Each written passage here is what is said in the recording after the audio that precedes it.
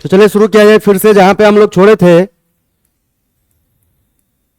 तो हम लोग का मोशन इन 2D में जो पार्ट चल रहा था बहुत ही इंपॉर्टेंट पार्ट है। देखिए कुछ कुछ टॉपिक होता है फिजिक्स में जहां से एक क्वेश्चन पक्का, मतलब कुछ भी हो जाए, कैसा भी नीट का पेपर सेट होगा, ऐसा हो ही नहीं सकता कि प्रोजेक्टाइल मोशन से जो है वो एक क्वेश्चन ना रहे, कि ये इम्पॉसिबल है कि प्रोजेक्टाइल मोशन से एक क्वेश्चन रहना ही रहना था।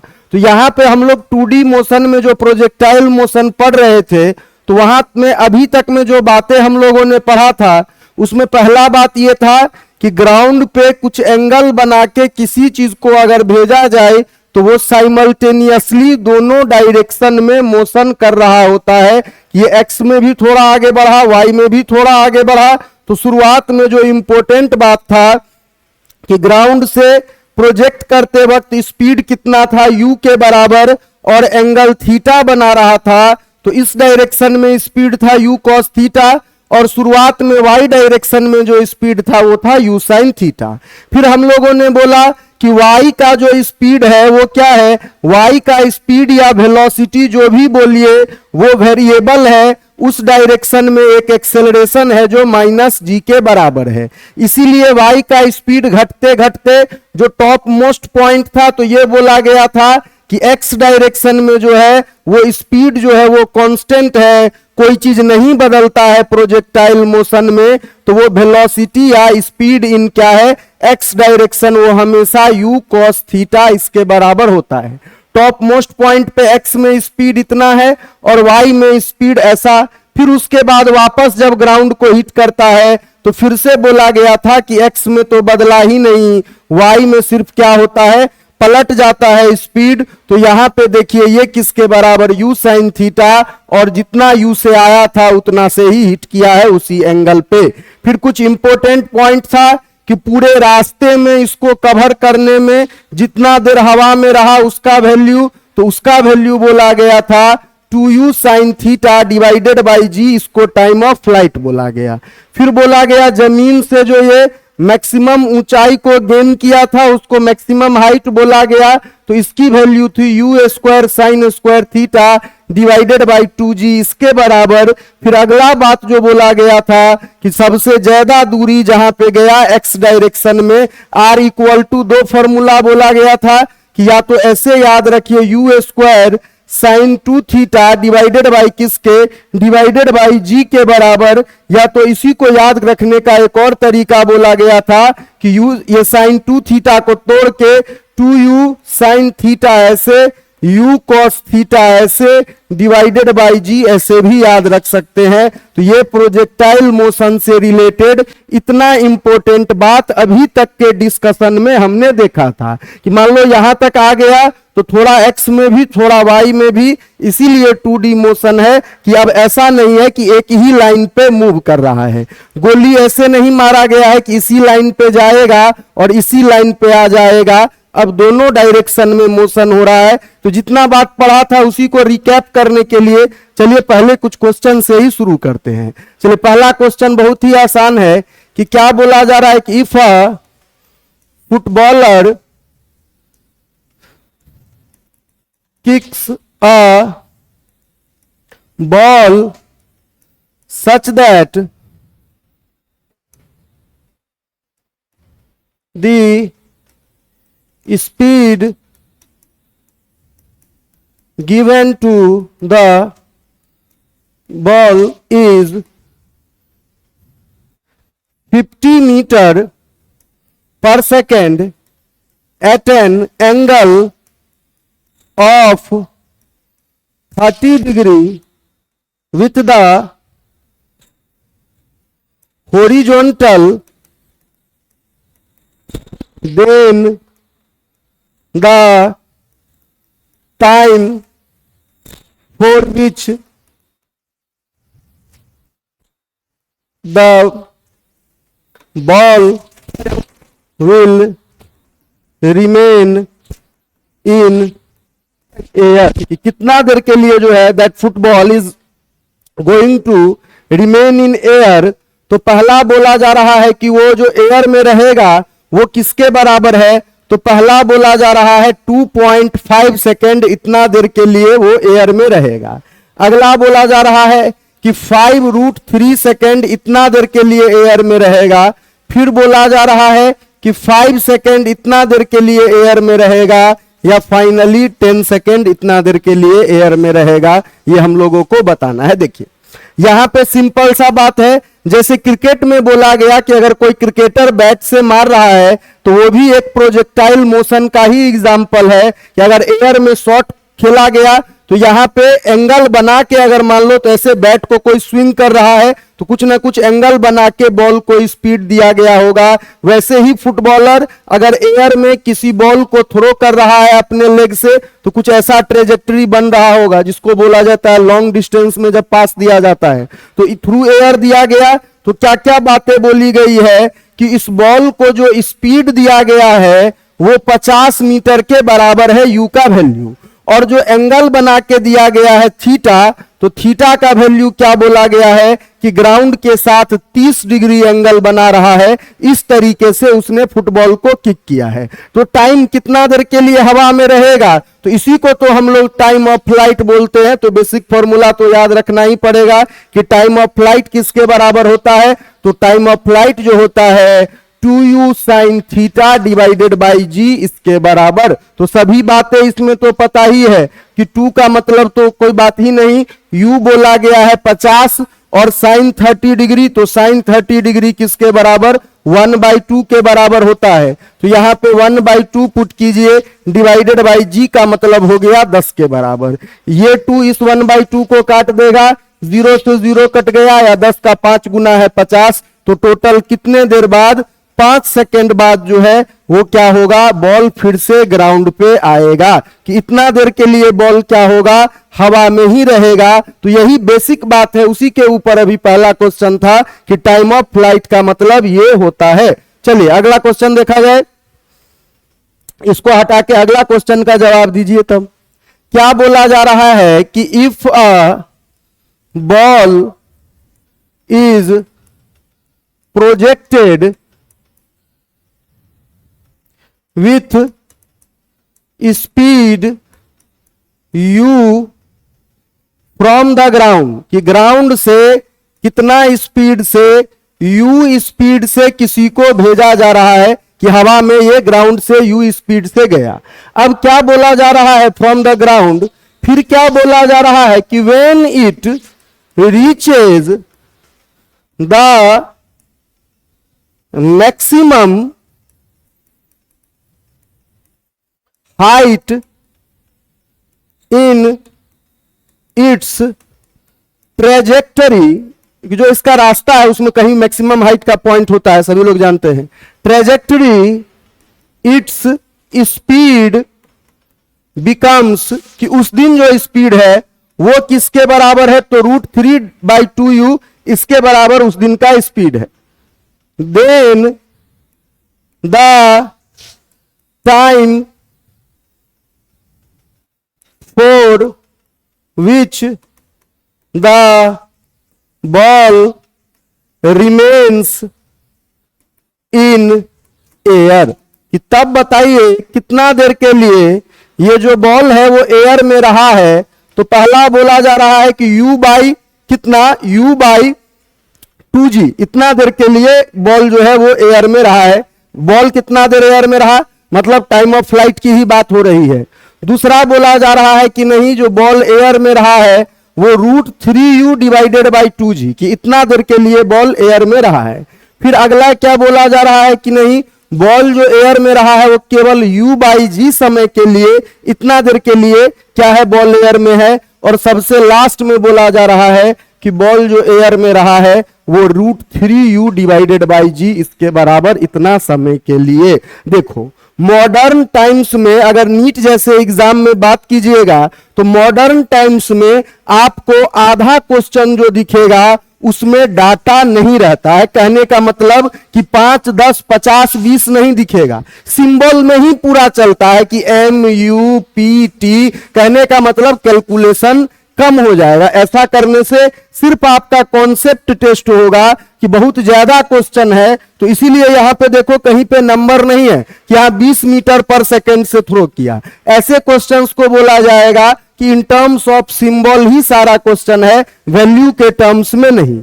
अब देखिए क्वेश्चन में बोलने की क्या कोशिश किया है कि अगर कोई बॉल को प्रोजेक्ट किया जा रहा है फ्रॉम द ग्राउंड, तो ग्राउंड से अगर प्रोजेक्ट किया जा रहा है स्पीड u के साथ, तो u तो हम लोग शुरू से नाम ले ही रहे थे, तो चलिए u के साथ प्रोजेक्ट किया गया। अब देखो यहां पे u है, ये बात हमको तो पता है। एक बात जो हमेशा से बोला गया है बहुत इंपॉर्टेंट, आधा क्वेश्चन प्रोजेक्टाइल मोशन का इसी बात पे होता है कि x डायरेक्शन में जो आपका मैक्सिमम हाइट है वहां पे केवल एक डायरेक्शन में वेलोसिटी जिंदा रहता है, वो केवल और केवल x डायरेक्शन में वो u cos थीटा होता है, y डायरेक्शन वाला वेलोसिटी जो है वो 0 होता है। तो इसका मतलब क्वेश्चन में क्या बोला है, क्वेश्चन में बोला है कि भाई स्पीड जो आपका मैक्सिमम हाइट पे है वो कितना के बराबर है। तो क्वेश्चन में बोला है कि ग्राउंड पे जो स्पीड था वो u के बराबर था, और जब h मैक्स पे पहुंचे हैं तब जो स्पीड है वो √3/2u के बराबर है। तो यहां से आप क्या बोल सकते हैं कि speed at h max √3/2u ऐसा गिवन है। अब स्पीड एट h मैक्स होता क्या है, अगर ग्राउंड पे स्पीड u है तो h मैक्स पे स्पीड कितना होता है, u cos थीटा के बराबर, ये तो शुरू से लिखाया गया है। तो h मैक्स का स्पीड अगर u cos थीटा के बराबर है तो h मैक्स का स्पीड देखिए √3/2u इसके बराबर ऐसा हो गया। u से u कट गया, cos थीटा इक्वल टू कितना है तो √3/2, तो cos थीटा इक्वल टू अगर √3/2 है तो आप जानते हैं ट्रिगोनोमेट्री से कि थीटा इक्वल टू कितना होना चाहिए 30 डिग्री, इसके बराबर थीटा का वैल्यू निकल गया। एक बार अगर मान लो थीटा का वैल्यू निकल गया तो क्वेश्चन में क्या पूछा है, या तो पूछता टाइम ऑफ फ्लाइट बताइए डायरेक्टली, या ऐसे पूछा है कि the time for which the ball remains in air, मतलब टाइम का वैल्यू कितना हो गया, तो time for which a projectile remains in air is called time of flight. T equal to किसके बराबर 2u sin theta divided by g, यहां से वैल्यू पुट कीजिए, 2 इंटू यू तो रहना है, u के टर्म्स में ही ऑप्शन है, साइन थीटा का मतलब हो गया साइन 30 डिग्री डिवाइडेड बाई क्या जी, तो यहां से देखिए 2 into you into sine 30 degree 1/2 होता है डिवाइडेड बाई जी, ये 2 कट गया। टाइम ऑफ फ्लाइट का जो फाइनल वैल्यू आया वो किसके बराबर आया, तो केवल और केवल u/g इसके बराबर आ गया, कि 2 और 2 तो कट गया। तो इस क्वेश्चन में कुछ नहीं, बस आपको जो h मैक्स पे होने वाला स्पीड है वो स्पीड क्या था, इनपुट में गिवन था कि जमीन पे u है और h मैक्स पे √3/2u है। तो h मैक्स पे हम लोग जानते हैं कि u cos थीटा का मतलब क्या होता है, इसके बराबर। तो यहां पे देखिए u cos थीटा अगर इसके बराबर है तो cos थीटा इसके बराबर, मतलब थीटा 30 डिग्री है। एक बार थीटा निकल गया तो टाइम ऑफ फ्लाइट का फॉर्मूला लगाया गया, कितना देर के लिए एयर में रहेगा, तो टाइम ऑफ फ्लाइट में देख सकते हैं सारा वैल्यू पुट करके इसका इतना होना चाहिए। चलिए अगला क्वेश्चन फिर से देखा जाए, प्रोजेक्टाइल पे ही है, बेसिक प्रोजेक्टाइल मोशन का जो है उसी के आधार पे, और इसी तरीके का एक क्वेश्चन आपको नीट में दिखेगा। चलिए अगला क्वेश्चन में क्या बोला जा रहा है कि if 2 projectiles are projected at angles, 2 projectile है angles of 30 degree and 45 degree with ground, क्या बोला जा रहा है कि रीचेज मैक्सिमम हाइट टुगेदर, कि अपना जो भी उनका मैक्सिमम हाइट है वो एक साथ पहुंचे हैं अपने अपने मैक्सिमम हाइट पे टुगेदर। फिर क्या पूछा जा रहा है कि then the ratio of the speed of projection for these projectiles. ये बताइए कि इनको जो हवा में भेजा गया है वो स्पीड ऑफ प्रोजेक्शन का रेशियो क्या होना चाहिए वो हम लोगों को बताना है। तो पहला बोला जा रहा है जो रेशियो होना चाहिए वो 1:√2 ऐसा होना चाहिए इनके स्पीड ऑफ प्रोजेक्शन का। दूसरा बोल रहा है नहीं, रेशियो जो होना चाहिए वो √2:1 ऐसा होना चाहिए। तीसरा बोल रहा है कि रेशियो होना चाहिए 1:2, या सबसे लास्ट बोल रहा है रेशियो होना चाहिए 2:1। इनमें से कोई देखिए, अब हम लोगों को बोलने का क्या कोशिश किया जा रहा है कि एक प्रोजेक्टाइल नंबर 1 है। तो प्रोजेक्टाइल नंबर 1 है, इसको एक एंगल से प्रोजेक्ट किया गया है और यहां पे बोला गया है कि इसको जो प्रोजेक्ट किया गया है θ1 किसके बराबर है, 30 डिग्री के बराबर है ऐसा। फिर एक प्रोजेक्टाइल नंबर 2 है और इसको जो प्रोजेक्ट किया गया है ग्राउंड से एंगल बना के, तो ये वाला एंगल θ2 है और इसकी वैल्यू 45 डिग्री ऐसा है।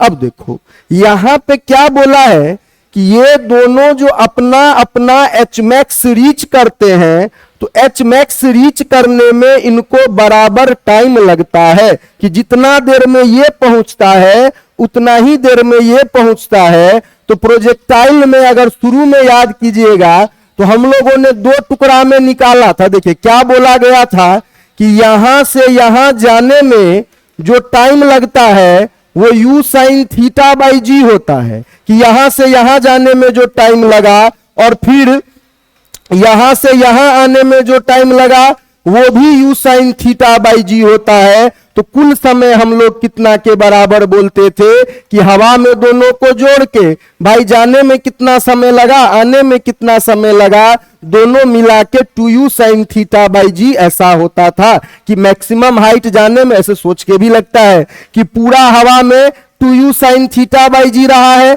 तो आधा देर जाने में लगा है और आधा देर आने में लगा है। यहां पे क्या बोला है कि दोनों को जो जाने में मैक्सिमम हाइट लगा है वो दोनों को बराबर बराबर लगा है। दोनों को मैक्सिमम हाइट जाने में जितना देर में प्रोजेक्टाइल नंबर 1 पहुंचा है उतना ही देर में प्रोजेक्टाइल नंबर 2 पहुंचा है। यहां पे अगर मान लीजिए इसको u1 स्पीड से भेजा गया था और इसको u2 स्पीड से भेजा गया था, तो पहले वाले को मैक्सिमम हाइट जाने में कितना टाइम लगेगा भाई, हमारा स्पीड u1, हमारा एंगल θ1 डिवाइडेड बाई जी तो सबके लिए बराबर है, तो धरती के ऊपर है तो जी तो सबके लिए बराबर होगा, ठीक है। फिर उसके बाद दूसरे वाले प्रोजेक्टाइल को मैक्सिमम हाइट जाने में कितना टाइम लगेगा, तो u2 इंटू भाई इसका इनिशियल स्पीड, इसका साइन थीटा डिवाइडेड बाई जी। तो यही बात बोला है कि दोनों अगर बराबर समय में क्या करते हैं, मैक्सिमम हाइट पे जाते हैं, तो इसका जो u sin θ/g है वो अगले का भी u sin θ/g के बराबर होगा। कि दोनों के लिए u sin θ/g चाहे 1 हो चाहे 2 है बराबर होगा। g तो दुनिया में सबके लिए बराबर होता है, तो g ऐसे ही कट गया। आपसे पूछा क्या है क्वेश्चन में कि बताओ ratio of speed of projection. तो स्पीड ऑफ प्रोजेक्शन बोले तो आपसे u1/u2 इसका रेशियो पूछा गया है। तो u1/u2 का अगर रेशियो पूछा गया है तो अगर u2 नीचे आया है तो इधर से जो भी अपना मैथमेटिकल ऑपरेशन है साइन θ1 नीचे चला गया और साइन θ2 अपने जगह पे है।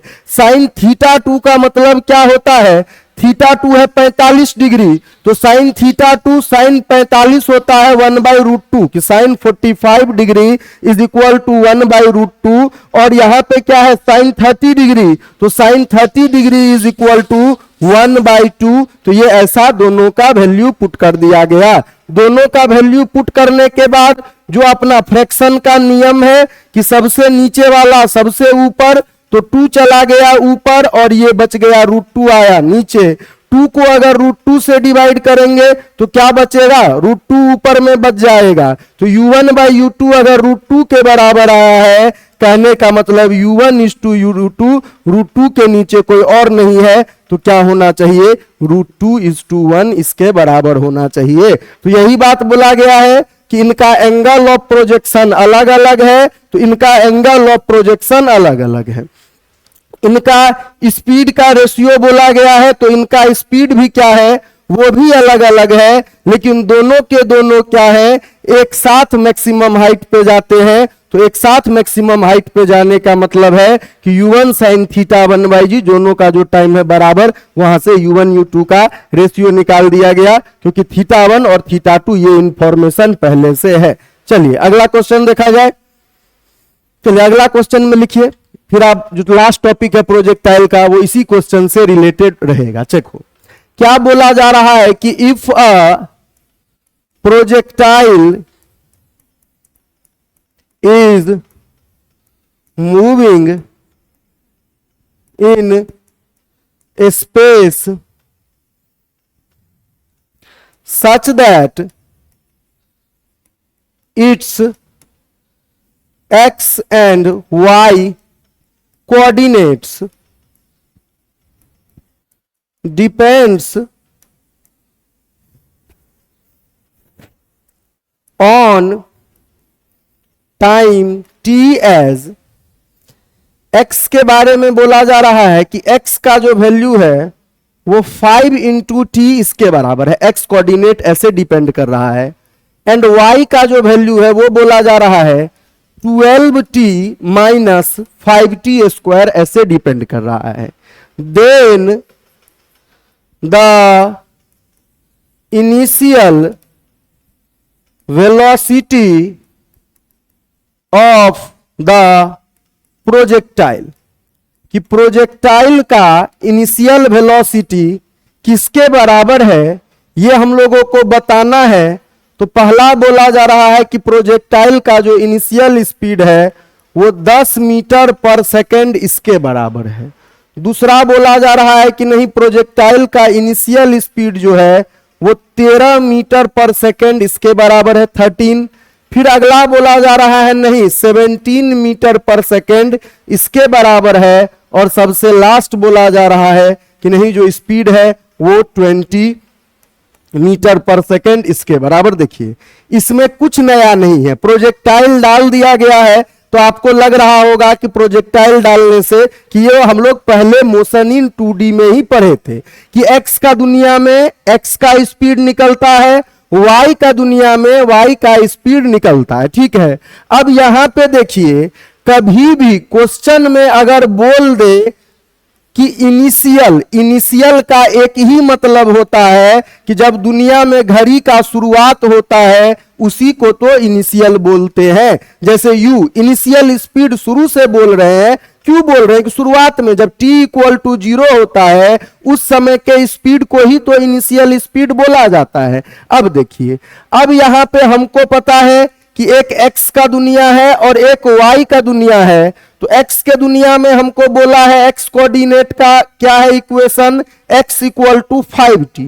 तो यहां से अगर x के दुनिया में वेलोसिटी चाहिए तो वेलोसिटी इन x किसके बराबर होता है, तो वेलोसिटी इन x होता है dx बाई dt इसके बराबर। तो dx बाई dt करेंगे तो शायद पहले से अगर जानते हैं तो बढ़िया, नहीं तो इतना बेसिक आपको डिफरेंशिएशन जानना ही पड़ेगा कि यहां पे देखिए 5 इंटू टी का डिफरेंशिएशन होता है 1, तो वेलोसिटी इन x 5 के बराबर आया। देखो ये समय से मुक्त है कि एट t इक्वल टू 0 बोले या एट t इक्वल टू 1 बोले, किसी भी समय वेलोसिटी इन x का वैल्यू कितना मिला, 5 के बराबर वेलोसिटी इन x मिला।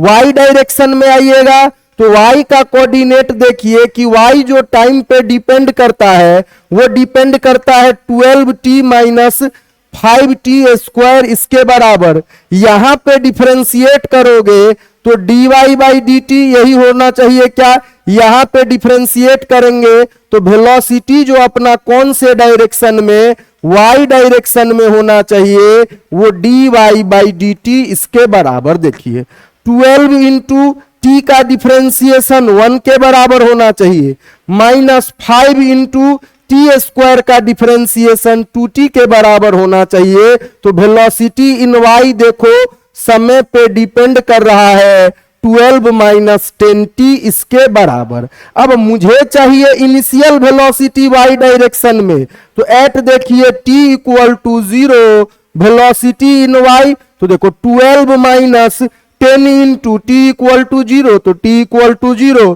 तो y का स्पीड देखो 12 के बराबर मिल गया। तो यही तो बात है कि अगर शुरुआत में देखिए तो वेलोसिटी इन y और वेलोसिटी इन x दोनों आपको मिल गया है कि वेलोसिटी इन x जो शुरुआत में दिया हुआ है वो किसके बराबर है, 5 के बराबर। वेलोसिटी इन y जो शुरुआत में दिया हुआ है वो किसके बराबर, तो 12 के बराबर। अब जैसे निकालना है रिजल्टेंट वैसे निकालो। एक पुराना तरीका था कि वेलोसिटी को vxi प्लस vyj ऐसे लिखते थे, तो यहां पे देखिए 5i प्लस 13j ऐसे लिखेंगे। उतना लिखने का जरूरत क्या है, हम लोग जानते हैं रिजल्टेंट निकालने का तरीका vx का स्क्वायर प्लस vy का स्क्वायर। यहां पे देखिए x डायरेक्शन में स्पीड है 5, y डायरेक्शन में है 12, दोनों को स्क्वायर कीजिए, नेट स्पीड जो आएगा वो आपका 13 के बराबर आएगा। तो ये वाला टेक्निक प्रोजेक्टाइल भी एक 2D मोशन है। तो जैसे पहले आप 2D में देखते थे कि एक x का दुनिया है और एक y का दुनिया है, तो वो बात प्रोजेक्टाइल में भी वैलिड है। प्रोजेक्टाइल में सारा डेरिवेशन भी इसी आधार पे हुआ था कि x में कुछ क्या है, वेलोसिटी है, और x में कोई एक्सेलरेशन नहीं है, y में कुछ वेलोसिटी है और y में क्या है, एक्सेलरेशन भी है। अब देखो, अब जो अगला बात हम लोगों को देखना है, इक्वेशन ऑफ ट्रेजेक्टरी, वो इसी चीज से जुड़ा हुआ है। इस चीज से कैसे जुड़ा हुआ है उस बात को समझने के लिए पहले इसी क्वेश्चन को हम लोग एज ए इनपुट डाटा ले लेते हैं कि मान लो अगर x इक्वल टू 5t है, y इक्वल टू किसके बराबर, तो y इक्वल टू यहां पे जो गिवन था उसके हिसाब से 12t माइनस 5t स्क्वायर इसके बराबर y का वैल्यू था। देखिए यहां से हम लोग क्या कर सकते हैं कि t को तो लिख सकते हैं कि t इक्वल टू किसके बराबर होगा, तो x बाई 5 के बराबर। क्या दिक्कत है, t को x बाई 5 लिख सकते हैं। इस t को अगर यहां लाके आप पुट कर दीजिएगा तो 12 इंटू देखो पहला टर्म बचा x बाई 5 की t की जगह x बाई 5 लिखा गया, माइनस 5 इंटू अगर t का स्क्वायर लिखना चाहते हैं तो 5 इंटू क्या हो जाएगा, x बाई 5 का स्क्वायर। अगर इसको सॉल्व कीजिएगा तो 12 बाई 5x माइनस क्या होना चाहिए, देखो 1 5 से कट जाएगा, लेकिन यहां स्क्वायर छुपा है। देखिए y as a function of x मिल गया कि y as a function of x मिल गया, और y जो है वो x के कितना मैक्सिमम पावर पे डिपेंड करता है, तो मैक्सिमम पावर 2 पे डिपेंड करता है। जब कोई चीज मैक्सिमम पावर 2 पे डिपेंड करने लगे तब हम लोग बोलते हैं पाथ जो होगा वो पैराबोला जैसे होगा। पैराबोला का मतलब है जिसका शेप ऐसा होता है उसको पैराबोला बोला जाता है। जरूरी नहीं है ऐसा ही हो, जैसे प्रोजेक्टाइल में देखो ऐसा उल्टा हुआ पैराबोला है, ये सीधा वाला है, ये उल्टा है। तो शुरू से हम लोग शेप ऐसा बना रहे हैं, लेकिन मैथमेटिकली भी बोल सकते हैं कि जो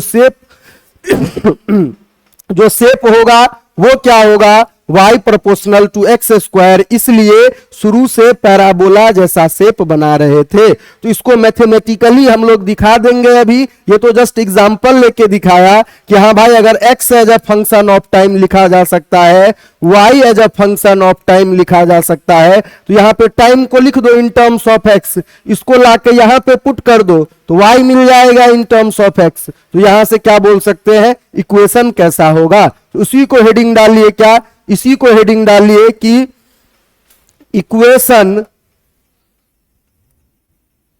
for the trajectory of a projectile, कि प्रोजेक्टाइल के ट्रेजेक्टरी के लिए हमको इक्वेशन लिखना है। जो याद रखना है वो आएगा आपका तीसरा से चौथा लाइन में, बाकी बहुत सारी बातें और भी देखेंगे क्वेश्चन के फॉर्म में। देखो सबसे पहले प्रोजेक्टाइल के बारे में आपको क्या क्या सूचना है, तो एक बार वो बात भी सबको याद कर लीजिए कि प्रोजेक्टाइल के बारे में हमको सूचना है कि x डायरेक्शन में इसके पास ux इतना, y डायरेक्शन में इसके पास, उल्टा हो गया क्या, थीटा इधर से लिया गया है, अगर थीटा ये वाला एंगल है तो x डायरेक्शन में इसके पास u cos थीटा और y डायरेक्शन में u sin थीटा, ऐसे इसको मिलता है। देखो अब अगर हम लोग जैसे रास्ते के लिए अलग अलग बनाते थे तो दोनों को अपना अलग अलग वर्ल्ड दे दीजिए, x का दुनिया और y का दुनिया। x के दुनिया में जो इनिशियल स्पीड है वो किसके बराबर, u cos थीटा के बराबर, और x के दुनिया में जो एक्सेलरेशन है वो जीरो, कि x में कोई एक्सेलरेशन दिया ही नहीं गया है। अगर y के दुनिया में इनिशियल स्पीड देखिएगा तो u sin थीटा, और y के दुनिया में ही तो ग्रेविटी काम करता है, वर्टिकल में, हॉरिजॉन्टल में कोई ग्रेविटी नहीं है, किसको फ्रीली छोड़ेंगे तो नीचे जाएगा, इधर नहीं भागेगा, क्योंकि ग्रेविटी सिर्फ वर्टिकल में होता है। अब देखो अगर मुझे डिस्प्लेसमेंट इन x चाहिए तो डिस्प्लेसमेंट इन x ही तो x कोऑर्डिनेट होता है, तो इसका वैल्यू किसके बराबर, इसका वैल्यू होना चाहिए initial velocity in x into T plus half of acceleration in x into t square, कि आफ्टर टाइम t, कि समय t बीत गया, t टाइम पे अगर मैं यहां हूं तो इसका जो x में डिस्प्लेसमेंट है that is displacement along x इतना के बराबर। x में तो एक्सेलरेशन है ही नहीं, तो x का वैल्यू देखो यहां से कितना आया, x का वैल्यू यहां से देखिएगा तो इनिशियल वेलोसिटी x में u cos थीटा के बराबर है, तो x का वेलोसिटी यहां से देखो u cos थीटा इंटू क्या आया, t के बराबर आया। देखो उसी को तो आप लिख रहे थे x equal to 5 into t, कहने का मतलब क्या है, u cos थीटा 5 के बराबर होगा। देखो t बगल में बचा हुआ है, यहाँ पे सिंबल के टर्म में, वहां पे वैल्यू के टर्म में था। चलिए x कोऑर्डिनेट मिल गया। अब आफ्टर टाइम t अगर मुझे y कोऑर्डिनेट चाहिए कि भाई y में कितना चला होगा, तो डिस्प्लेसमेंट इन y, तो y के लिए लगाना पड़ेगा, तो initial velocity in y into T, कि y के दुनिया में y का equation, plus 1/2 into acceleration in y into किसके बराबर, t का स्क्वायर, इसके बराबर होना चाहिए। तो यहां से देखिए y कोऑर्डिनेट कितना आ रहा है, तो इनिशियल वेलोसिटी किस में, y डायरेक्शन में था u sin थीटा, तो u sin theta into T, minus इसीलिए कि y का एक्सेलरेशन निगेटिव होता है, तो -1/2 into g into t square, ये ऐसे मिल गया। देखो x का जैसे हम लोग बोलते थे कि मान लो यही बात बोला, इसमें देखो क्या था, y की जगह क्या था, y में था 12 इंटू टी, तो u sin थीटा था 12 के बराबर, 1/2 इंटू जी 5 होता है, बगल में टी स्क्वायर। देखो यही चीज लिखा गया है कि y as a function of time, x as a function of time, इस तरीके से। तो हम लोगों को क्या पता चल गया कि भाई x as a function of time u cos theta एक नंबर होगा, कि u 50 है, cos थीटा 1/2 25 के बराबर होगा, 5 के बराबर होगा, इंटू टी ये आ गया आपका x, तो x coordinate as a function of time, y के लिए क्या आया, u sin थीटा इंटू क्या, u sin theta into t, -1/2 into g into t square. देखिए x and y both as a function of time known है। अब देखो इसको अगर यहां से अगर t का वैल्यू निकालोगे तो t किसके बराबर होगा, तो t का वैल्यू निकालोगे तो t देखो x divided by u cos theta इसके बराबर होगा। इसमें भी किसी को कोई दिक्कत नहीं होना चाहिए कि t इक्वल टू ये ऐसा हो गया। यहां से आगे देखिए इसको क्या कीजिए, इसको पुट कीजिए दूसरे वाले में, तो u sin theta u sin theta into T की जगह क्या पुट किया जाना चाहिए, तो भाई x डिवाइडेड बाई क्या, x divided by you cos theta वो पुट किया जाना चाहिए, -1/2 इंटू जी इंटू यहां पे t की जगह क्या पुट किया जाना चाहिए, तो x डिवाइडेड बाई क्या, तो x डिवाइडेड बाई यहां पे देखिएगा, तो यहां पे x divided by you cos theta इसका स्क्वायर पुट किया जाना चाहिए। देखो क्या क्या का हिसाब हो गया, u और u गायब हो गए। Sine theta by cos theta क्या होता है, टेन थीटा। तो y इक्वल टू ये x into tan theta, x into tan theta बच गया, minus 1/2 into g divided by u square cos square theta into x square, ये ऐसा बच गया। तो यहां से आप क्या देख रहे हो, y किसके प्रोपोर्शनल है, तो एक्स स्क्वायर के प्रोपोर्शनल है, इसीलिए ट्रेजेक्टरी क्या होगा, पाथ जो होगा वो होगा पैराबोलिक। ये याद रखिए कि पाथ जो होगा वो पैराबोलिक होगा। किस लिए कि y जो है वो x के पावर 2 पे डिपेंड कर रहा है, तो x के पावर 2 का मतलब होता है पैराबोला। ये याद रखने के लिए था, आता कैसे है वो दिखाने के लिए था। देखो अगला जो फॉर्मूला है उसको याद रखने के लिए हम आपको बोलेंगे कि डेरिवेशन को याद मत रखना, फॉर्मूला को सीधे याद रखना। कैसे आएगा देखते हैं उसको, कैसे उसको लाया जा सकता है। चलिए इस इक्वेशन से आगे बढ़ते हैं। जो इक्वेशन लास्ट लाइन में आया है ये ऐसे नहीं रहेगा, ऐसे याद करना भी मुश्किल है और ऐसे रख के फायदा भी नहीं है। इसको बहुत सिंपल कर देंगे। कैसे देखिए, चलिए हमको जो जो आया है उसको खाली याद रखिए कि y इक्वल टू आया है पहला टर्म x टेन थीटा, ठीक है, माइनस 1/2 था, ऊपर में क्या बच रहा था, g बच रहा था, नीचे में था u square cos square theta into x square, ऐसा इतना तक हम लोगों को मिला था। अब देखो यहां से मैं क्या बोल रहा हूं कि x इंटू टेन थीटा, इसको कॉमन कर लो, x इंटू टेन थीटा इसको कॉमन कर लो। तो यहां से देखो पहला टर्म में कॉमन हुआ है तो यहां पे बच गया 1, ठीक है। दूसरा टर्म को मैं जैसे लिख रहा हूं बस वो देखिए, g into u square cos square theta into x divided by tan theta. बोलिए इसमें कोई समस्या है तो बोलिए। देखो अब तुम मल्टीप्लाई करके देख लो, फिर से यही आ जाएगा, 1 से मल्टीप्लाई कीजिए x tan theta, x tan theta को लाके यहां मल्टीप्लाई करो, टेन थीटा कट गया, एक्स एक्स एक्स स्क्वायर, बाकी 1/2 g u square cos square theta, ऐसा ही है। मैंने पहले ही कहा आपको डेरिवेशन इसको ध्यान मत दीजिए, बस समझ लीजिए कि हाँ सही ही किया गया है मैथमेटिकली।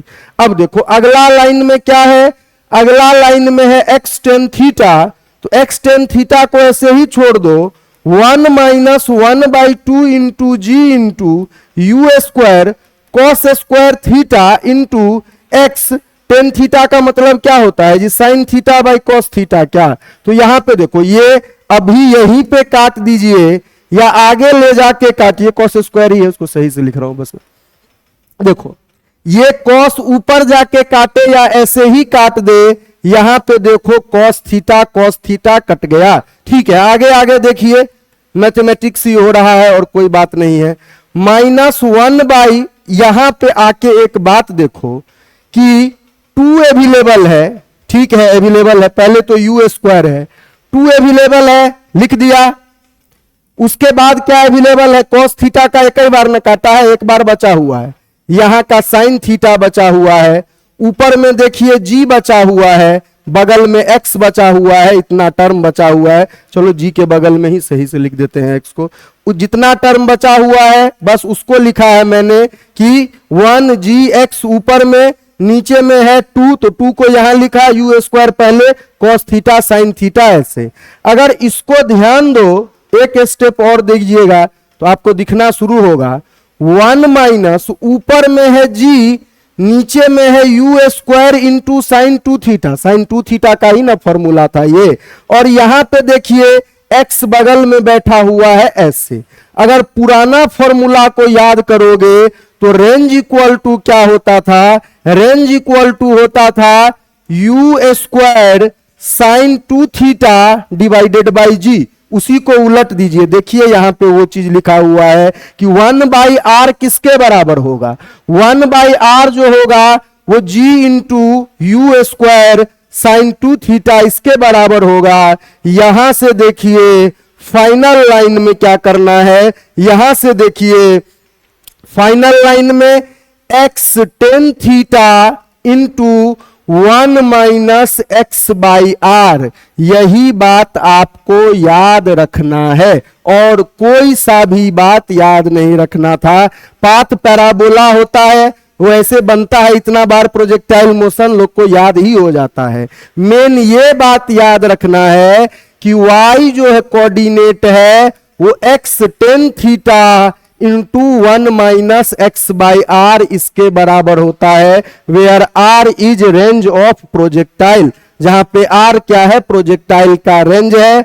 और ये डेरिवेशन मैंने आपको पहले ही कहा कि इसको डेराइव करके एग्जाम में थोड़ा ही लाना है, एग्जाम में डेराइव करने में ही उतना टाइम लग जाएगा, इसको आपको इसी एक्सप्रेशन को याद रखना है। तो इसकी कुछ विशेष बातें हैं, चलिए उसको लिख देते हैं कि y इक्वल टू क्या आया, तो y इक्वल टू आया x tan theta into 1 minus x by r. तो देखो अगर कभी भी if equation of trajectory is given, अगर इक्वेशन ट्रेजेक्टरी का गिवन है तो x का जो कोफिशिएंट होगा, देन द कोएफिशिएंट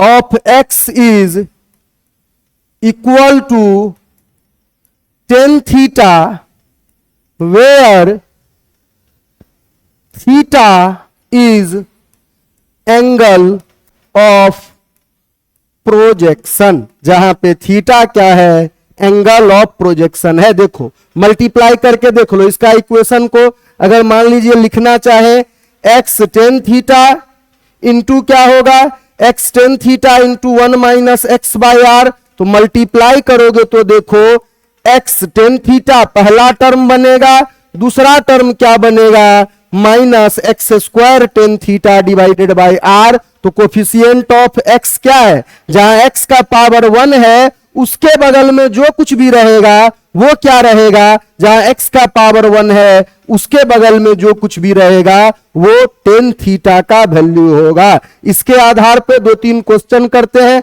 समझने का कोशिश करते हैं कि ट्रेजेक्टरी पे कैसे कैसे क्वेश्चन आते हैं। पहला क्वेश्चन जो नीट में आने का सबसे ज्यादा प्रोबेबिलिटी है, जो ऑलरेडी नीट जैसे एग्जाम में आता रहा है, उसी से शुरू करते हैं।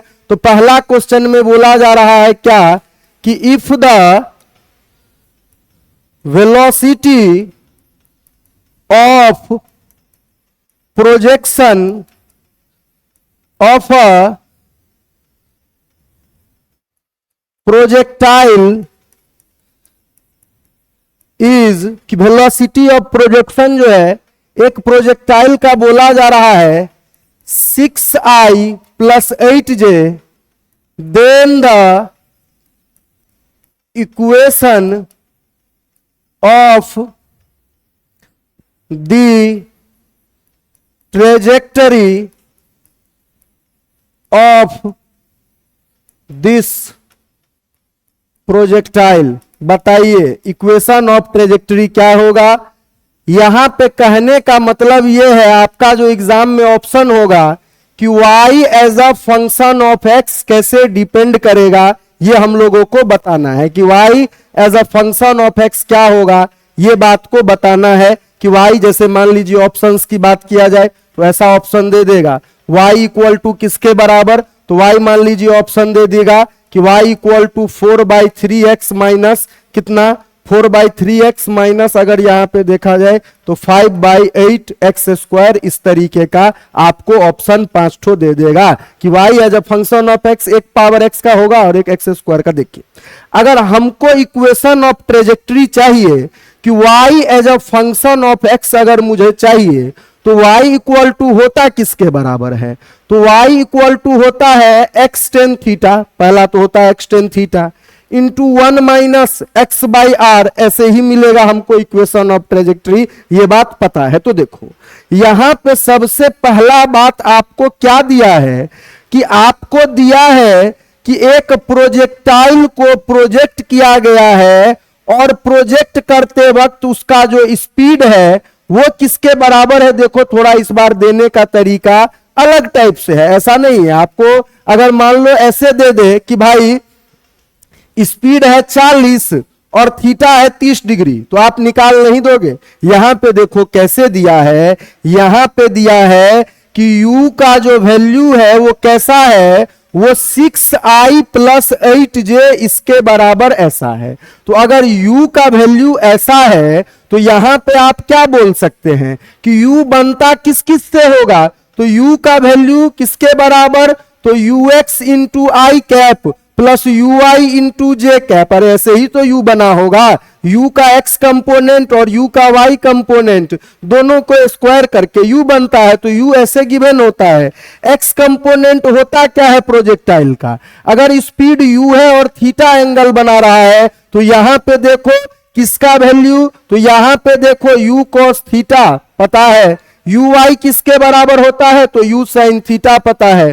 तो u होता किसके बराबर है, तो u पहला वाला थीटा x के साथ, तो u cos theta into i cap plus u sin theta into j cap. Initial velocity को लिखने का यही तरीका होना चाहिए कि प्रोजेक्टाइल को शुरुआत में कुछ x में दिया जाता है स्पीड, तो वही तो 6 के बराबर है, कुछ y में दिया जाता है स्पीड, वो 8 के बराबर ऐसा आ गया।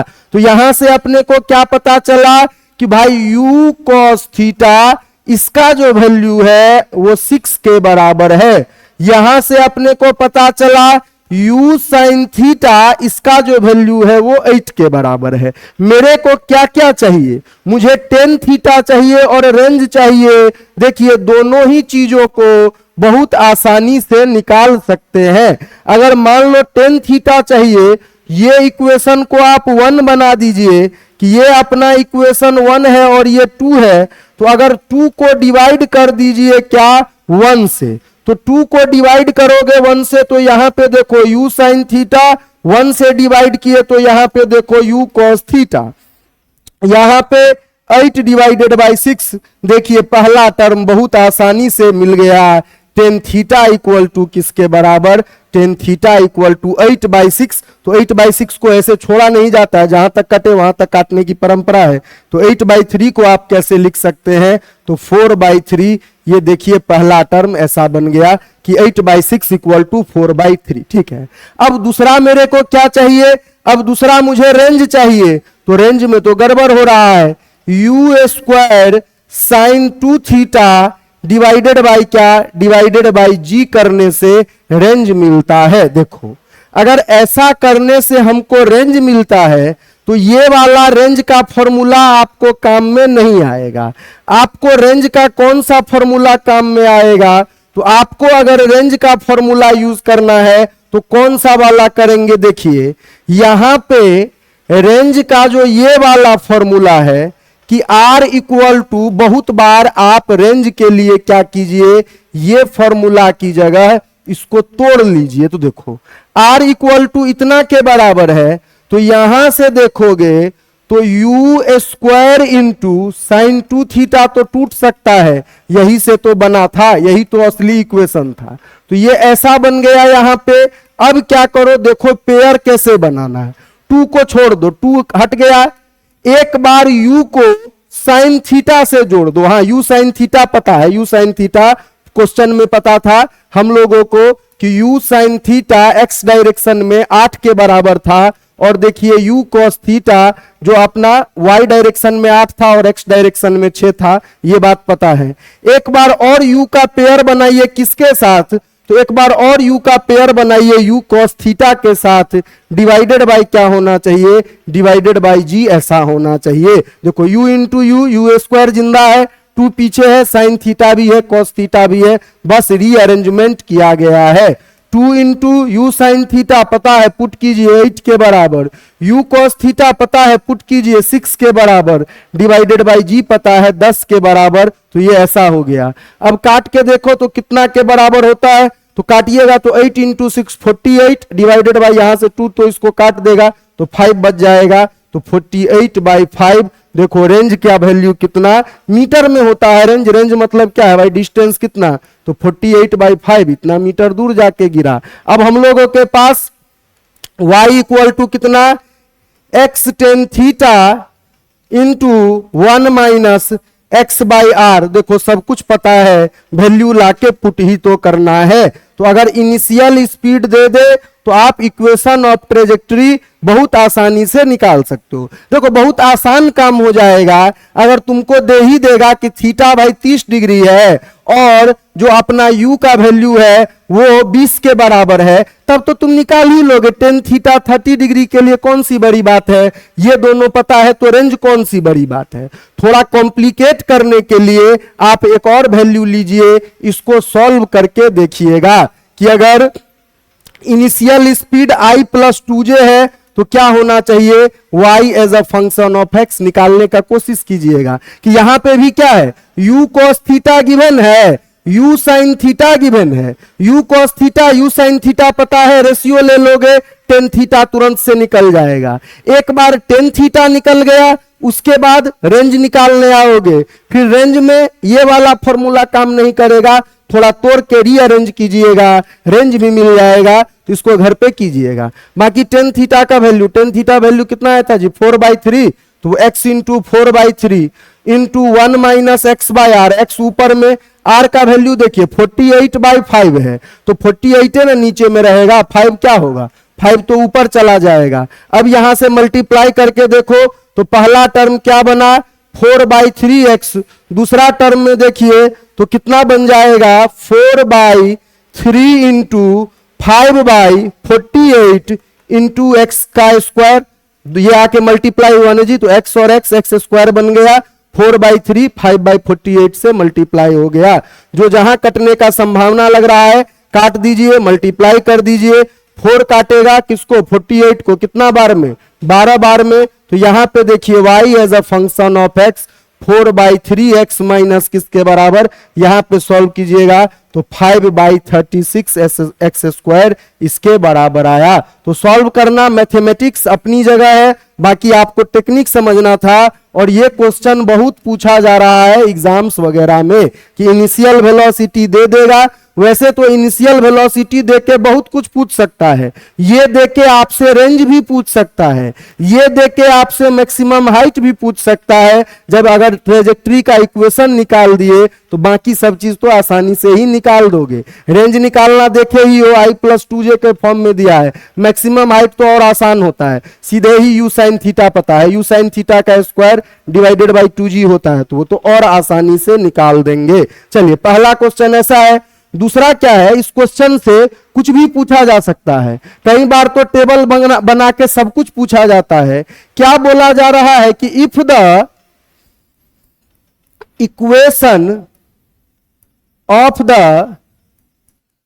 Trajectory of a projectile is given as, कैसे गिवन है कि y equal to alpha into x, कि alpha into x minus beta into x square, कि ये ऐसा गिवन है।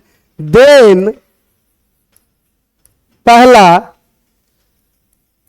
कैलकुलेट, बताइए, कुछ भी पूछ सकता है, पहला बताइए एंगल ऑफ प्रोजेक्शन क्या है, दूसरा बताइए कि इसका रेंज क्या है, तीसरा बताइए इसका मैक्सिमम हाइट कितना है। चलिए ये तीनों चीजें आपको निकालने के लिए बोला गया है।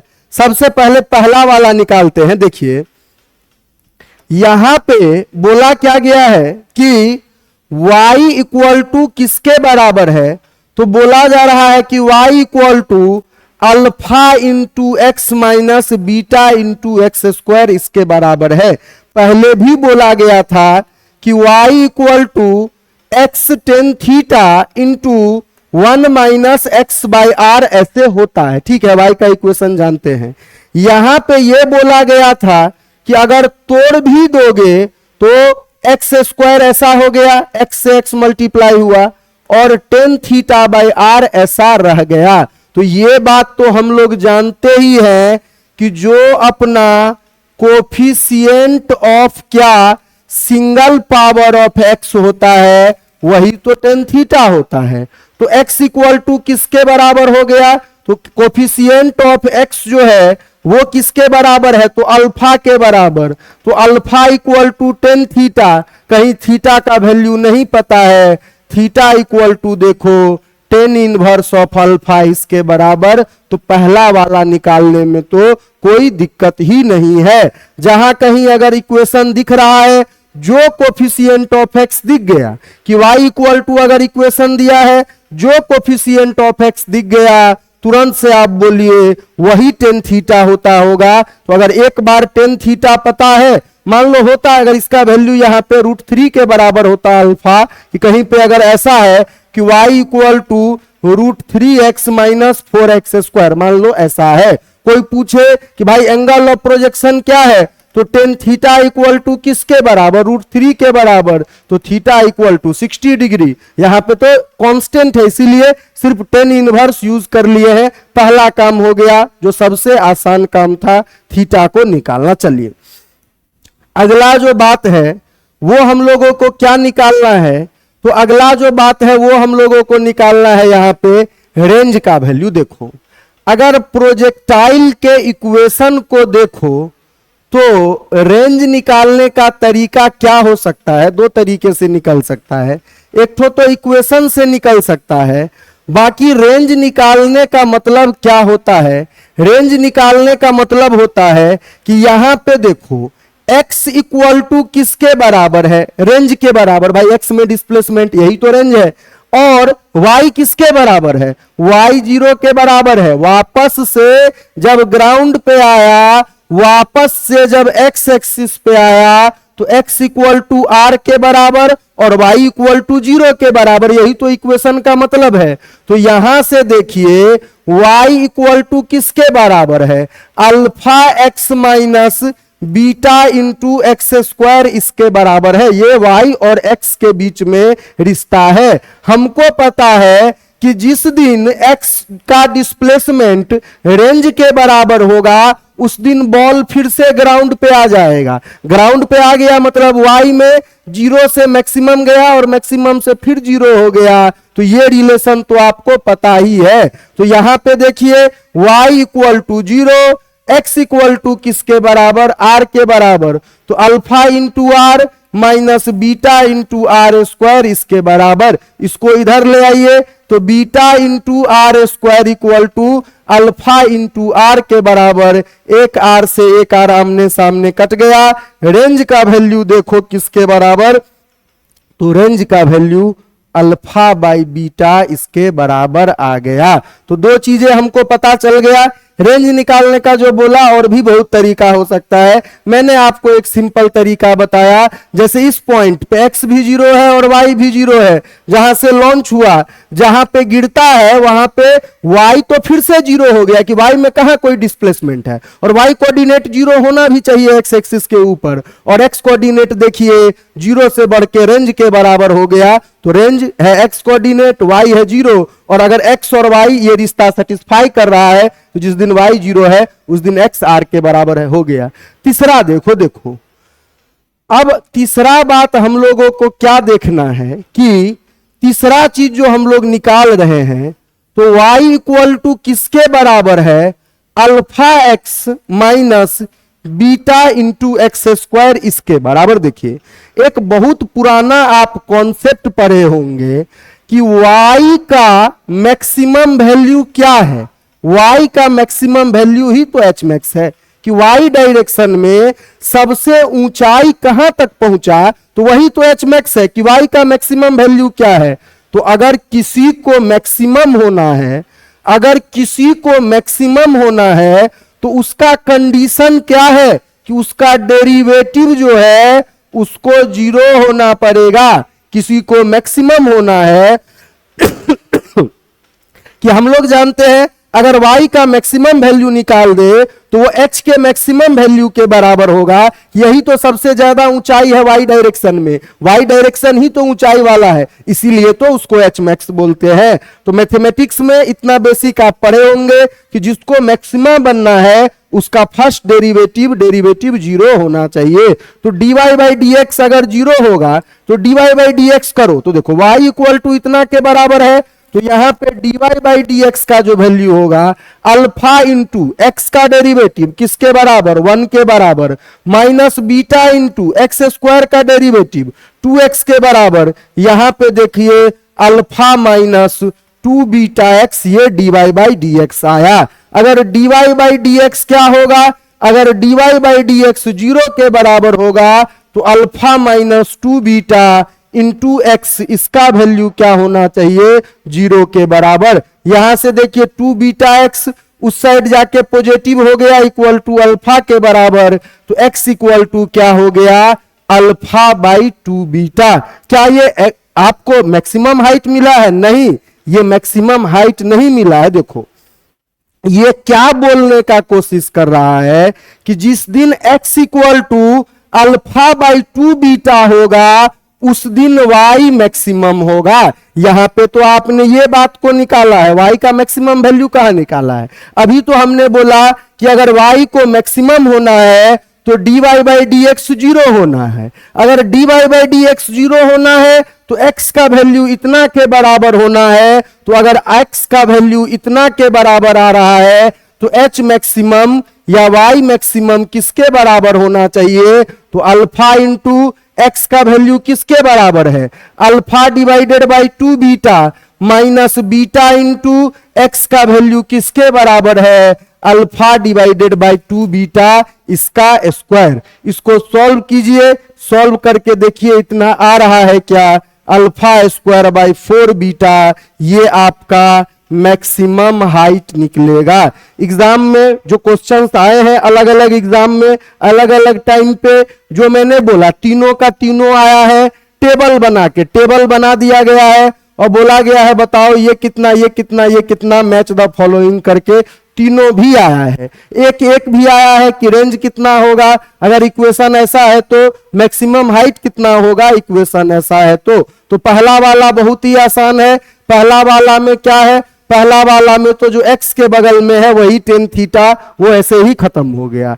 दूसरा वाला भी रिलेटिवली आसान ही था कि जिस दिन आपका x इक्वल टू रेंज होता है, y जीरो होता है, तो y को जीरो और x को रेंज के बराबर पुट कर दिया, दूसरा भी हो गया। तीसरा में क्या है कि अगर बॉडी मैक्सिमम हाइट पे है तो उसका y कोऑर्डिनेट मैक्सिमम है और वही मैक्सिमम एच मैक्स के बराबर है, तो y कोऑर्डिनेट को मैक्सिमम होने के लिए dy by D x zero होना पड़ेगा और dy बाई डी एक्स को जीरो होने के लिए x का वैल्यू इतना होना चाहिए। अगर x का वैल्यू इतना है तो y कितना के बराबर है, x को पुट कीजिए, y का वैल्यू निकालिए। तो ये आपका इक्वेशन ऑफ ट्रेजेक्टरी से रिलेटेड बातें थी। इसके साथ हम लोगों का प्रोजेक्टाइल मोशन खत्म होता है और इस वीक का जो आपका सिलेबस है ओनली प्रोजेक्टाइल मोशन, कि केवल और केवल प्रोजेक्टाइल मोशन से ही क्वेश्चन होगा, इसके अलावा अन्य कोई टॉपिक नहीं है। चलिए अब अगला बात जो हम लोगों को पढ़ना है कि देखिए अभी तक जैसे काइनेमेटिक्स पढ़ रहे थे, ये जो था हम लोगों का काइनेमेटिक्स था, तो हम लोग एक चीज को अभी तक नहीं पढ़े थे, ऑल राउंड डिस्कशंस में मैं उसका नाम ले लेता था,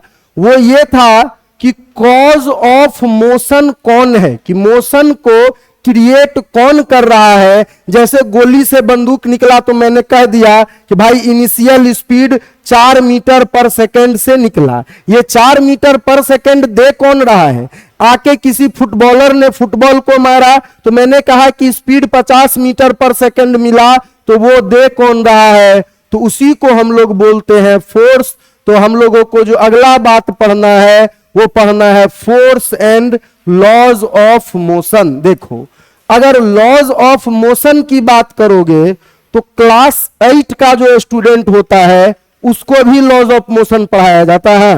क्लास 8 के सिलेबस में आप जाके देखिए वहां भी लॉज ऑफ मोशन होगा, क्लास में भी 9 में भी पढ़ाया गया होगा, 11 में भी पढ़ते हैं। फिर मान लो कोई अगर फिजिक्स से बीएससी कर रहा है तो वो उसके दौरान भी पढ़ेगा, कोई बीटेक कर रहा है तो वो उसके दौरान भी पढ़ेगा। तो ऐसा क्या है लॉज ऑफ मोशन में कि सब कोई पढ़ रहे हैं और बार बार पढ़ रहे हैं, कि जो 8 क्लास से पढ़े और अभी भी पढ़ रहे हैं। तो बदलता क्या है, बदलता है आपका इंटरप्रिटेशन, कि जो इंटरप्रिटेशन क्लास 8 का स्टूडेंट निकाला है और जो इंटरप्रिटेशन कोई पीएचडी कर रहा आदमी निकालेगा, दोनों में अंतर हो जाएगा। इसी इंटरप्रिटेशन को समझना है हम लोगों को, जो हमारे लेवल पे रिक्वायर्ड है। देखिए, जब तक बॉडी के ऊपर पहले फोर्स को, तो फोर्स का बहुत ही बच्चा वाला डेफिनेशन होता है कि फोर्स को अगर बोला जाए तो क्या है, फोर्स धक्का मुक्की, पुश और पुल। तो फोर्स को कैसे डिफाइन किया जा सकता है कि फोर्स इज या तो हम लोग किसी चीज को पुश कर सकते हैं और क्या कर सकते हैं, पुल कर सकते हैं, जिसका पर्पस क्या होगा कि पुल विच चेंजेज, कि या तो वो बदल दे, चेंजेज और tends to change the state of body. देखिए अब हम लोगों का एक इंपॉर्टेंट बात क्या आ जाता है कि फिजिक्स में दो ही स्टेट में बॉडी हो सकती है, दो ही स्टेट में बॉडी हो सकती है। या तो बॉडी रेस्ट में हो सकती है, या तो बॉडी रेस्ट में। स्टेट का कहने का मतलब क्या है कि स्टेट मतलब ये नहीं कि वेस्ट बंगाल से सिक्किम भेजने के लिए फोर्स रिक्वायर्ड है। यहां पे हमारे यहां स्टेट का मतलब होता है कि रेस्ट या फिर मोशन। तो दुनिया में यही से फर्स्ट लॉ का जन्म होगा कि फोर्स एक बेसिक चीज है कि दुनिया में अगर किसी का हमको स्टेट बदलना है, जो चीज मूव करता रहेगा वो जिंदगी भर मूव करता रहेगा अगर उसके ऊपर फोर्स ना लगे तो, ठीक है। जो चीज मूव कर रहा है वो जिंदगी भर मूव करता रहेगा अगर उसके ऊपर फोर्स ना लगे, और जो चीज रेस्ट पे है वो जिंदगी भर रेस्ट पे रहेगा अगर उसके ऊपर फोर्स ना लगे। यही तो फर्स्ट लॉ ऑफ मोशन है। मान लीजिए प्रैक्टिकल केसेस में हम लोग बोलते हैं एक फुटबॉल को मैंने किक मारा, वो तो रुक गया, ये तो हमारा फेल कर गया, ऐसा बात नहीं है।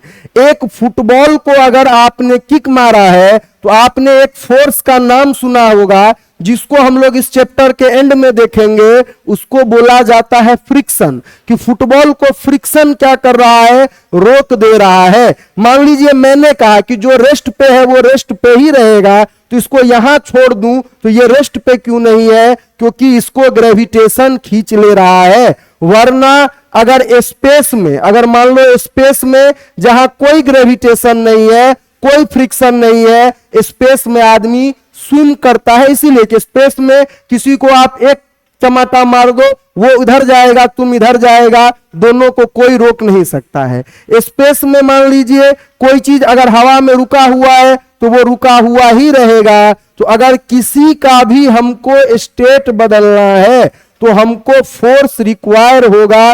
पहला लॉ ऑफ मोशन जो है वो फोर्स को ही डिफाइन करता है कि फोर्स का डेफिनेशन, और एक और चीज है उसका डेफिनेशन क्या है, फर्स्ट लॉ ऑफ मोशन में मिलता है। तो देखिए फर्स्ट लॉ क्या बोलता है कि फर्स्ट लॉ बोलता है दो बातें। पहला बात फर्स्ट लॉ का ये है कि अगर किसी का स्टेट बदलना है तो फोर्स रिक्वायर्ड होगा, और बॉडी जो है वो हमेशा विरोध करेगा। जैसे मान लीजिए इसको अगर मैं चलाना चाहता हूं तो ये विरोध करेगा, ये बोलेगा हम नहीं चलेंगे। इस बेंच को मैं खींचना चाहता हूं कि हर बॉडी के अंदर एक प्रॉपर्टी है जो वो ये चाहता है कि अगर वो चल रहा है, मान लो ये फैन अगर चल रहा है, इसको मैं रोकने जाऊंगा, ये बोलेगा कि मैं नहीं रुकूंगा। हर आदमी के पास एक प्रॉपर्टी है कि वो अपना स्टेट को मेंटेन रखना चाहता है। अगर कोई चीज रेस्ट पे है तो उसका सपना यह है कि मैं रेस्ट पे ही रहूं, और कोई उसको मोशन में लाएगा तो वो विरोध करेगा कि हम मोशन में नहीं जाएंगे। कोई चीज मोशन में है, अगर मूविंग कार है उसको आप रोकने जाएंगे तो वो बोलेगा कि मैं नहीं रुकूंगा। इसी प्रॉपर्टी को इनर्शिया बोला जाता है। तो चलिए कुछ बेसिक बातें जिससे आपका थ्योरी क्वेश्चन वगैरह पूछा जा सकता है लिखते हैं। तो फर्स्ट लॉ क्या बोलता है, तो फर्स्ट लॉ बोलता है कि to change the state of body from rest और motion, force is always required and body opposes any change in its state of rest और मोशन। कि पहला बात न्यूटन ने, देखो न्यूटन से पहले भी मोशन को डिस्क्राइब करने के लिए बहुत लोगों ने बहुत सारी कॉन्सेप्ट दिए, बट बाकी सबका कॉन्सेप्ट फेल हो गया। न्यूटन का बात लोगों को लगा और आज तक हम लोग पढ़ते हैं कि न्यूटन ने जो बात बोला वो प्रैक्टिकल था या वो साइंटिफिक था, इसीलिए इन्हीं की बात को माना गया। तो पहला बात इन्होंने यही बोला कि कोई भी चीज मोशन में आ ही नहीं सकता, रेस्ट में आ ही नहीं सकता। अगर कोई मोशन में है, अगर बदलना है तो फोर्स चाहिए, और अगर कोई बदलने की कोशिश करेगा तो बॉडी उसका विरोध करेगा। जिसका हम लोग अगर एग्जाम्पल समझे, मान लीजिए ये एक बस है, बस अभी क्या है, बस अभी मान लीजिए मोशन में है। अचानक से बस के ऊपर क्या लग गया, ब्रेक लग गया। आप किधर की ओर गिरेंगे, आगे की ओर या पीछे की ओर? पकड़ के खड़ा होना, गिरना मत आप। बट क्या होना चाहिए पैसेंजर के साथ, आगे की ओर या पीछे की ओर? तो पैसेंजर जब ब्रेक लगता है तो हमेशा आगे की ओर मूव करता है। क्यों? क्योंकि बस देखो, बस क्या हुआ, बस जो है वो स्टॉप कर दिया, बट पर्सन क्या चाहता है, पर्सन चाहता है कि मेरा मोशन मेंटेन रहे। वो चाहता है कि मैं अपने मोशन को मेंटेन करूं। अरे बस के तो व्हील में ब्रेक फंसा हुआ है, बस को तो ब्रेक रोक दिया, आदमी के ऊपर ब्रेक थोड़ी लगा है कि एक एक पैसेंजर के ऊपर कोई ब्रेक नहीं है। तो पैसेंजर क्या चाहता है, अनलेस उसने कोई चीज को पकड़ के रखा हुआ है बस में, तो वो क्या होगा, वो पैसेंजर आगे की ओर फेंकाएगा, क्योंकि वो अपना मोशन को मेंटेन करना चाहता है। वही पैसेंजर देखिए, जब बस क्या है, जब बस है मान लीजिए रेस्ट पे, बस है रेस्ट पे, और बस को ड्राइवर ने क्या लाया, जैसे ही मोशन में लाया, देखो वही पैसेंजर क्या है, वही पैसेंजर पीछे की ओर गिरता है। क्यों? क्योंकि बस को कौन किया, तो बस तो कनेक्टेड है इंजन से, बस को इंजन ने क्या ले आया, बस इंजन ने बस को मोशन में ले आया। लेकिन देखिए पर्सन क्या चाहता है, पर्सन चाहता है हम मेंटेन करें किसको, हम मेंटेन करें जो अपना रेस्ट का पोजीशन है उसको। ये चीज आप हमेशा देखते हैं। आदमी ही क्यों, अगर मान लीजिए कोई बस है, उसके छत पे सामान रखा हुआ है, तो अगर मान लो बस के ऊपर सामान रखा हुआ है, लगेज रखा हुआ है, उसके साथ भी ऐसा ही होगा। अगर बस सडनली स्टॉप होगा तो ब्रेक तो टायर में लगा हुआ है, बस को स्टॉप कर सकता है ब्रेक, लगेज में तो नहीं। तो लगेज क्या चाहेगा, हम आगे की ओर गिर जाए। तो अवॉइड करने के लिए क्या किया जाता है, लगेज को रस्सी से बांधा जाता है कि ना गिरे। तो ये बात है कि हर आदमी का ये जन्मजात प्रॉपर्टी है कि अगर वो रेस्ट पे है तो वो रेस्ट पे रहना चाहता है, वो मोशन में है तो वो मोशन में रहना चाहता है। इसी को क्या नाम दिया गया, इसी को नाम दिया गया इनर्शिया। कि इनर्शिया के बारे में क्या बोला गया कि द इनहेरेंट, कि जन्मजात मतलब हम लोगों का पूर्वज से ही जो आता है बायोलॉजी में पढ़ते होंगे आप लोग इनहेरिटेंस, जो हम लोगों का पूर्वज से आ रहा है गुण, हमेशा से है, हर बॉडी के अंदर है। तो क्या बोला जा रहा है कि the inherent property of a body by virtue of which, जिसके कारण, virtue of which its want to maintain its, चलिए पोजीशन की जगह स्टेट ही कर दीजिए, its a state of rest और मोशन इज कॉल्ड इनर्शिया। कि इसको नाम दिया गया क्या, कि बोला गया कि हर किसी के पास इनर्शिया है। इनर्सिया की वजह से सब विरोध कर रहा है। कि अब देखो अगला बात जो बोला गया, ये बात बहुत पूछा जाता है कि mass is measurement of inertia. Second law के बाद जब मैथमेटिकली आएगा तो और देख लेंगे कि mass is measurement of inertia, कि कौन बॉडी कितना विरोध करेगा वो इस बात पे डिपेंड करता है कि किसका मास कितना है। फॉर एग्जाम्पल मान लीजिए कि अगर मुझे इस रिमोट को फेंकना है, इजीली उठा के मैं ऐसे कैच कर सकता हूं आपको, लेकिन इस चेयर को नहीं कर सकता। क्यों? क्योंकि इसका मास कम है, ये कम विरोध कर रहा है, इसीलिए इसको मैं झट से रेस्ट से मोशन में ले आया। इसका मास बहुत ज्यादा है तो ये बहुत ज्यादा विरोध कर रहा है, तो इसीलिए मास जो है मास जो है वो आपका क्या है, तो मास जो है वो मेजरमेंट है कि अलग अलग बॉडी कितना विरोध करेगा अपने चेंज इन स्टेट का, तो वो क्या है, वो है आपका मास। देखिए तो फर्स्ट लॉ क्या किया तो यहां पे देखिए कि फर्स्ट लॉ क्या किया है, तो फर्स्ट लॉ तीन चीजों को डिफाइन किया है। फर्स्ट लॉ डिफाइन किया है किसको, फोर्स को, कि फोर्स क्या है, फोर्स को डिफाइन किया है एज अ नीड, कि फोर्स एक जरूरत है, एक आवश्यकता है। देखो फोर्स एक एवरीडे का फेनोमेना है, खाने से लेके थप्पड़ से लेके हर चीज में कोई चीज चल रहा है, आदमी इसीलिए चल रहा है फोर्स है, व्हीकल इसीलिए चल रहा है फोर्स है, कि फोर्स के बिना हम लोग इमेजिन कर ही नहीं सकते हैं वर्ल्ड को, तो फोर्स नीड है। कभी क्या वही इंजन का फोर्स गाड़ी को चलाता है तो ब्रेक का फोर्स रोक देता है, तो चलाना भी जरूरत है, रोकना भी जरूरत है।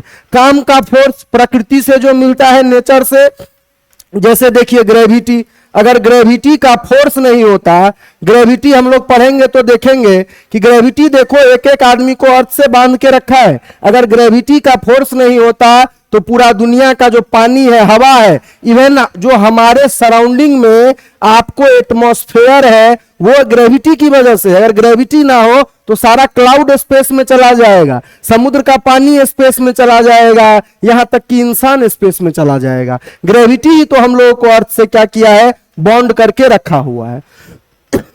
अगला काम का फोर्स देखिए फ्रिक्शन। अगर फ्रिक्शन ना हो तो हम लोग खड़े ही नहीं रह सकते। एक बार में अगर चल दिया तो फिर मैं चलता ही रहूंगा, रोकना मुश्किल होगा। गाड़ी जो ब्रेक लगाता है, ब्रेक भी किसकी वजह से, फ्रिक्शन की वजह से ही ना। सिंपल साइकिल में आप देखते होंगे टायर के ऊपर क्या होता है, ऐसा शू टाइप का लगा होता है, ये दोनों इससे चिपक जाता है, तो फ्रिक्शन की वजह से, तो फ्रिक्शन का भी अपना रोल है। तो ये सभी फोर्स के बारे में बारी बारी से पढ़ेंगे, नेक्स्ट क्लास में टाइप ऑफ फोर्स ही पढ़ना है। फोर्स का नीड को तो फर्स्ट लॉ किसको किसको डिफाइन कर रहा है, तो फर्स्ट लॉ डिफाइन करता है फोर्स को, कि फोर्स क्या है, फोर्स का जरूरत क्या है, ये फर्स्ट लॉ डिफाइन किया। अगला फर्स्ट लॉ जो डिफाइन करता है वो डिफाइन करता है इनर्सिया को, कि इनर्सिया को कैसे डिफाइन किया, तो इनर्सिया को डिफाइन किया एज अ प्रॉपर्टी, कि हर किसी के पास ये गुण है कि वो इनर्सिया का क्या कर सकता है, विरोध करेगा कि नहीं। हमको रोकना इतना आसान नहीं, सिंपल सा बात है।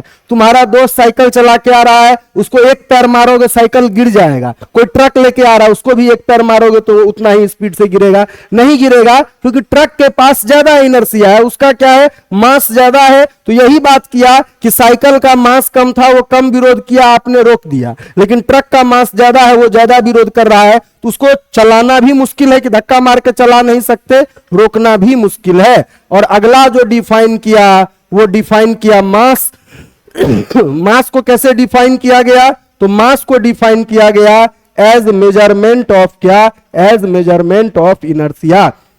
ये हम लोगों का पहला लॉ था। अब देखिए सेकेंड लॉ अभी कर नहीं रहे, अब यही बात को है कि पहला लॉ जो है वो फोर्स को शब्दों में डिफाइन किया, कि ये फोर्स को डिफाइन किया वर्ड में, कि हाँ भाई फोर्स नाम का ऐसा चीज होता है। जो सेकेंड लॉ है ना, वो फोर्स का क्या करेगा, सेकेंड लॉ हम लोगों को जो फिजिक्स में हमें ज्यादा जरूरत है, कि सेकेंड लॉ आपको फोर्स का मैथमेटिकल एक्सप्रेशन दे देगा, कि दुनिया में जो फोर्स का वैल्यू होता है वो किसके बराबर, तो मास इनटू एक्सेलरेशन। वो भी हम लोग बहुत जूनियर क्लास से पढ़ते आ रहे हैं कि F इक्वल टू ma तो सेकेंड लॉ क्या है? सेकेंड लॉ आपको फोर्स का मैथमेटिकल डेफिनेशन देता है। तो सेकेंड लॉ और अन्य बातें इस चैप्टर का मंडे को एज यूजुअल कंटिन्यू रहेगा। बाकी आपको बोला गया है टाइम मोशन प्रिपेयर कीजिए अपना टेस्ट के लिए। चलिए इसको बंद कर।